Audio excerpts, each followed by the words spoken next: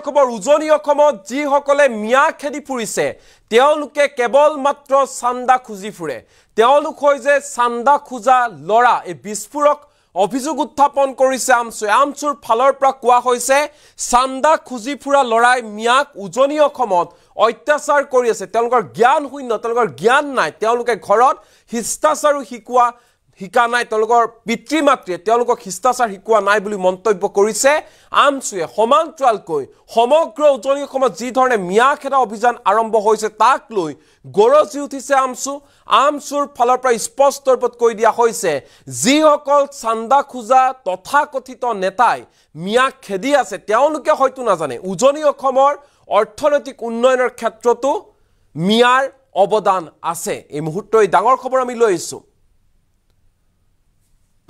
চান্দা খুজি ফুৰা লৰাই মিয়াক উজনি অসমত অত্যাচাৰ কৰিছে চান্দা খুজি ঘুৰি ফুৰা লৰাবোৰে মিয়াক উজনি অসমত অত্যাচাৰ কৰিছে চান্দা খুজি ফুৰা লৰাই কেৱল মাত্ৰ ভুকিব জানে যিসকলে চান্দা খুজি ফুৰে তেওঁলোকে কেৱল মাত্ৰ ভুকিব জানে তাৰ বাহিৰে তেওঁলোকৰ একো কাম নাই চান্দা খুজি ফুৰা লৰাবোৰ হৈছে জ্ঞানহীন উজনিৰ জ্ঞানহীনবোৰে মিয়াক অত্যাচাৰ কৰিছে ইয়াক কেতিয়াও সহ্য কৰা নহব উজনিৰ অৰ্থনৈতিক উন্নয়নত হাত আছে মিয়াৰ অৱদান যথেষ্ট আছে মিয়াৰ উজনি অসমৰ অৰ্থনৈতিক উন্নয়নৰ ক্ষেত্ৰত সৰুতে তেওঁলোকক পিতৃ মাতৃয়ে ঘৰত শিষ্টাচাৰ শিকোৱা নাই যাৰ বাবে এনে ধৰণে তেওঁলোকে কেৱল মাত্ৰ ভুকি থাকে চান্দা খুজি ফুৰে আৰু মিয়াক অত্যাচাৰ কৰিছে যাৰ বাবে মিয়াৰ হৈতে এনে আচৰণ কৰিছে উজনি অসমৰ হেসকল তথাকথিত নেতাই উজনিৰ মিয়া খেদা অভিযানক লৈ খুব উজাৰিছে আমচুৰ ফালৰ পৰা কোৱা হৈছে যে যিসকলে মিয়াক অত্যাচাৰ চলাইছে মিয়াক খেদা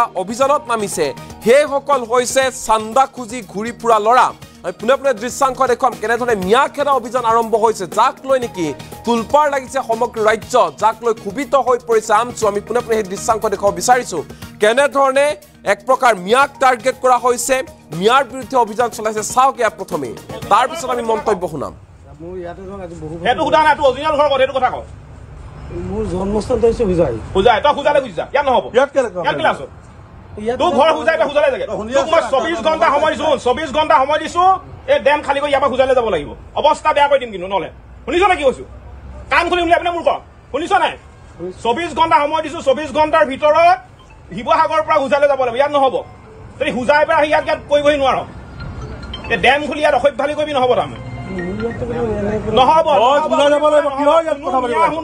কোনো মিয়াই উজনি অসমত ইয়াকে দপদপনি নচলিব উজনি অসমত একো কৰিব নোৱাৰো তহঁতৰ ঘৰ বুজাই বুজালে বুজিছা শুনিলে কি কলো কাইলৈ ভিতৰত কিন্তু দেখিব নালাগিব ইয়াত থাকিবি নিদো বস্তু খালী কৰ ইয়াত বুজাই যা ইয়াত নহব ৱাৰ্ণিং দিলো লাষ্ট ৱাৰ্ণিং দিছো আকৌ পিছত কিন্তু বেয়া নাপাবি আকৌ অৱস্থা বেয়া কৰি দিম সঁচা কথা কৈছো হয় উজনি অসমৰ পৰা প্ৰত্যাগমন কৰ নহলে কিন্তু পিটন খাবলৈ সাজু হৈ থাক তোক আগতেও কৈ গৈছো আমাৰ ল'ৰাটোক আগত কৈছিলে ই কৈ গৈছে তোক কৈছিলে সেইদিনাখন তোক কৈছিলে নাই তই শুনি ল তোক সেইদিনা কৈছিলে তই কি কৈছিলি কি কৈছিলি চুপ মিয়া চুপ কৈছিলে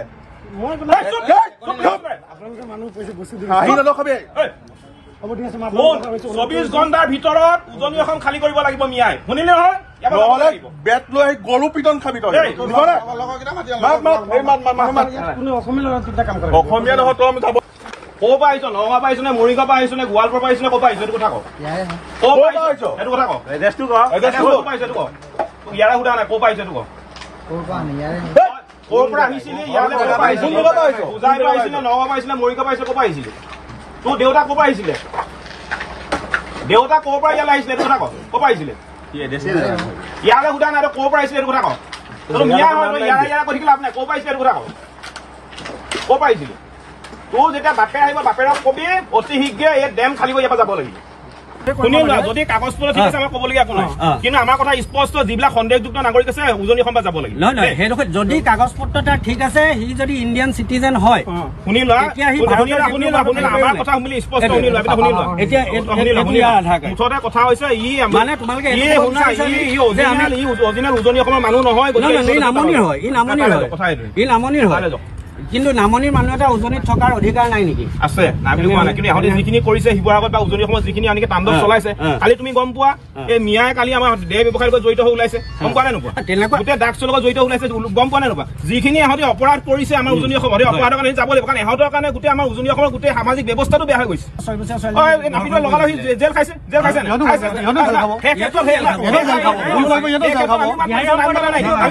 গতিকে তুমি এইধৰণে সম্প্ৰদায় বুলি কথা নাই আমাৰ।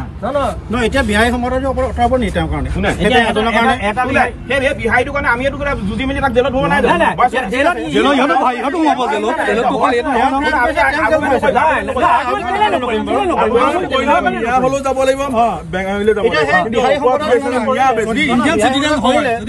শিৱসাগৰৰ কিছুমান চুলাই খাই দিন পাৰ কৰা চান্দাভোগী যুৱকে বিভিন্ন ধৰ্মীয় সংখ্যালঘু মুছলমান লোকসকল আৰু বিশেষকৈ হোজাইৰ যুৱকক আজি বিভিন্ন ধৰণে শাৰীৰিক মানসিক অশ্লীল গালি গালাজেৰে হাৰাশাস্তি দিয়া পৰিলক্ষিত হৈছে, যিটো সামাজিক মাধ্যমত ইতিমধ্যে ভাইৰেল হৈছে। গতিকে এই যি জঘন্য ঘটনা, এই যি কাৰ্যকলাপ, এই যি নিন্দনীয় ব্যৱহাৰ, এই ব্যৱহাৰক আমি পুনতেই বিৰোধিতা কৰিছো।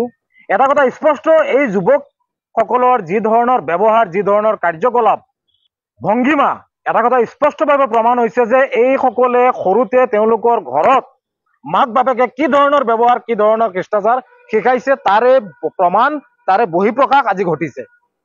গতিকে এই ধৰণৰ কাৰ্যকলাপেৰে ভাৰতীয় লোকসকলক আইন হাতত তুলি এনেধৰণৰ হাৰাশাস্তি কৰা কোনো কাৰণতে সহ্য কৰিব নোৱাৰি। আমি স্পষ্টভাৱে শিৱসাগৰ জিলা প্ৰশাসনক আমি দাবী জনাইছো, এইসকলে আইন বিৰোধী কাৰ্যকলাপ কৰিবলৈ সাহস ক'ত পালে? জিলা প্ৰশাসনে এই ক্ষেত্ৰত চোকা দৃষ্টি ৰাখিব লাগে।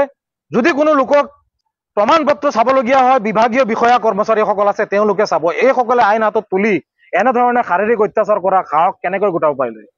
এটা কথা স্পষ্ট, এওঁলোকৰ কাৰ্যকলাপৰ পৰা প্ৰমাণ হয় যে যেনেধৰণে কুকুৰে ঘৰৰ চাৰিসীমাৰ ভিতৰত শক্তিশালী ৰূপত ভুকে আৰু ঘৰৰ চাৰিসীমা পাৰ হোৱাৰ লগে লগে বিভিন্ন ঠাইত টাঙন খোৱা খাই ঘূৰি ফুৰে আৰু নেঙুৰ পেলাই দৌৰি ফুৰে, ঠিক এনেধৰণৰ কাৰ্যকলাপ আজি এই যুৱকসকলে শিৱসাগৰত কৰিবলৈ পালে। গতিকে এই ধৰণৰ কাৰ্যকলাপৰ পৰা বিৰত থাকিব লাগে আৰু এনেধৰণৰ কাৰ্যকলাপ কৰি অসমখনক অশান্তিময় পৰিৱেশৰ সৃষ্টি কৰিবলৈ যাতে নোৱাৰে। এজন যুৱকে ভিডিঅ'ত দেখা পাইছো কৈছে যে মিয়াসকল শিৱসাগৰত থাকিব নোৱাৰিব। আমি ক'ব বিচাৰিছো শিৱসাগৰখন আপোনাৰ পৈতৃক সম্পত্তি নেকি? প্ৰকৃত ভাৰতীয় লোক যোনেই নহওক কিয় অসমৰ য'তেই থাকক, ভাৰতৰ য'তেই ইচ্ছা কৰে তাতেই যাব পাৰিব। তেওঁৰ প্ৰমাণ পত্ৰ চাবলৈ বিভাগীয় বিষয়া কৰ্মচাৰীসকল আছে।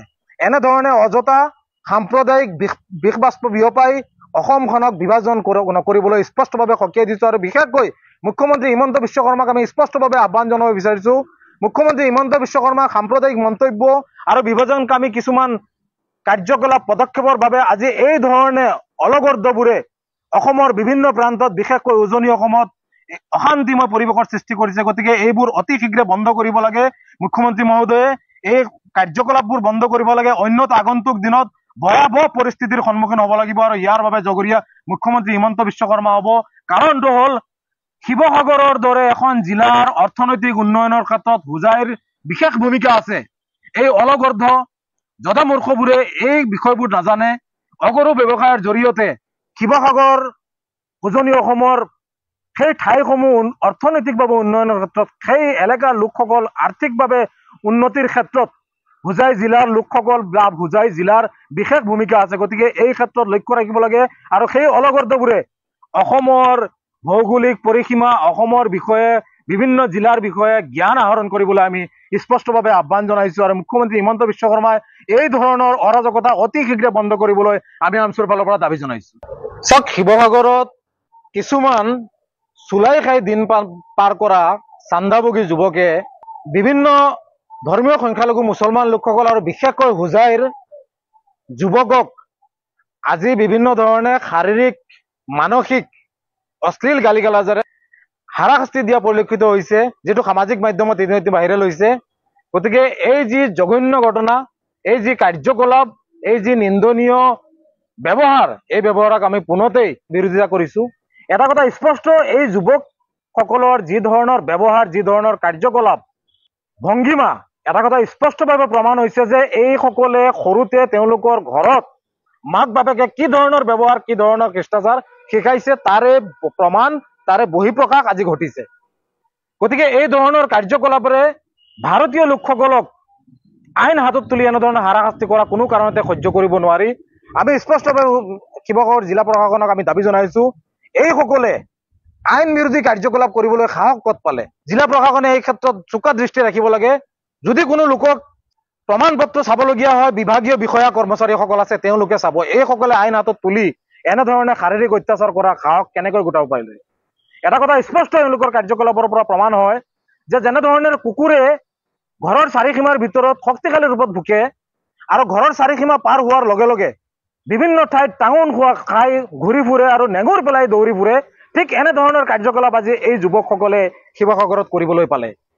গতিকে এই ধৰণৰ কাৰ্যকলাপৰ পৰা বিৰত থাকিব লাগে আৰু এনেধৰণৰ কাৰ্যকলাপ কৰি অসমখনক অশান্তিময় পৰিৱেশৰ সৃষ্টি কৰিবলৈ যাতে নোৱাৰে।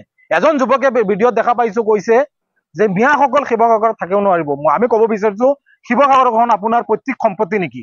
প্ৰকৃত ভাৰতীয় লোক যোনেই নহওক কিয় অসমৰ য'তেই থাকক, ভাৰতৰ য'তেই ইচ্ছা কৰে তাতেই যাব পাৰিব। তেওঁৰ প্ৰমাণ পত্ৰ চাবলৈ বিভাগীয় বিষয়া কৰ্মচাৰীসকল আছে।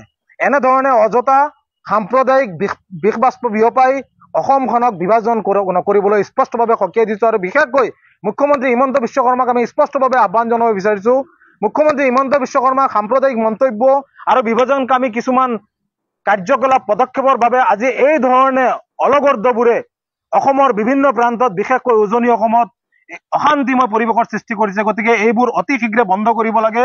মুখ্যমন্ত্ৰী মহোদয়ে এই কাৰ্যকলাপবোৰ বন্ধ কৰিব লাগে, অন্যথা আগন্তুক দিনত ভয়াৱহ পৰিস্থিতিৰ সন্মুখীন হ'ব লাগিব আৰু ইয়াৰ বাবে জগৰীয়া মুখ্যমন্ত্ৰী হিমন্ত বিশ্ব শৰ্মা হ'ব। কাৰণটো হ'ল শিৱসাগৰৰ দৰে এখন জিলাৰ অৰ্থনৈতিক উন্নয়নৰ ক্ষেত্ৰত হোজাইৰ বিশেষ ভূমিকা আছে। এই অলগৰ্ধ জদামূৰ্খবোৰে এই বিষয়বোৰ নাজানে।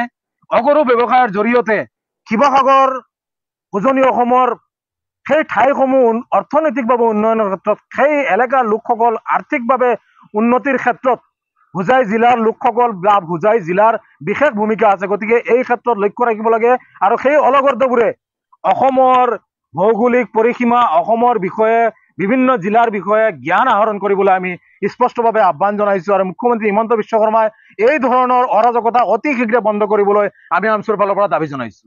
চাওক, শিৱসাগৰত কিছুমান চুলাই খাই দিন পাৰ কৰা চান্দাভোগী যুৱকে বিভিন্ন ধৰ্মীয় সংখ্যালঘু মুছলমান লোকসকল আৰু বিশেষকৈ হোজাইৰ যুৱকক আজি বিভিন্ন ধৰণে শাৰীৰিক, মানসিক অশ্লীল গালি গালাজেৰে হাৰাশাস্তি দিয়া পৰিলক্ষিত হৈছে, যিটো সামাজিক মাধ্যমত ইতিমধ্যে ভাইৰেল হৈছে। গতিকে এই যি জঘন্য ঘটনা, এই যি কাৰ্যকলাপ, এই যি নিন্দনীয় ব্যৱহাৰ, এই ব্যৱহাৰক আমি পোনতেই বিৰোধিতা কৰিছো। এটা কথা স্পষ্ট, এই যুৱকসকলৰ যি ধৰণৰ ব্যৱহাৰ, যি ধৰণৰ কাৰ্যকলাপ, ভংগীমা, এটা কথা স্পষ্টভাৱে প্ৰমাণ হৈছে যে এইসকলে সৰুতে তেওঁলোকৰ ঘৰত মাক বাপেকে কি ধৰণৰ ব্যৱহাৰ, কি ধৰণৰ শিষ্টাচাৰ শিকাইছে তাৰে প্ৰমাণ, তাৰে বহিঃপ্ৰকাশ আজি ঘটিছে। গতিকে এই ধৰণৰ কাৰ্যকলাপ